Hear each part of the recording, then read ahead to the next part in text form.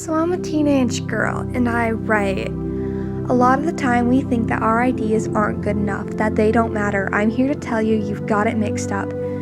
Every day thousands of stories are being told, and you know what? Every single one of those is different. If I were to give 100 people the same prompt, I would go home with 100 different stories. And each of those stories would have value, but how? They're all the same, except they're not. You want to know why? When we're taught to write, we're all taught the same way to do it, and yet every person's handwriting is different.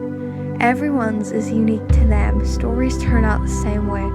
No one else could tell your story. No one else has seen the way you put your own spin on it. I once wrote a story about trees. The trees were like people, and you know what? No one else but me could have written it because it was my story. The way I wrote it became different than any others you have seen. That story never got finished, but it led me on to the next, and the next, and the next. And here I am writing my stories. No matter what your ideas are, how stupid they seem, how out there they become, it's yours. It's your ideas.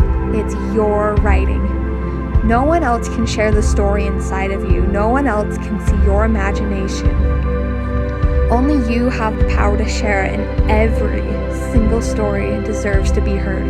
Everyone has their own fingerprint. Make sure yours is seen. So I ask you, what are you going to write? You may think you're not original and that it's been done thousands of times before.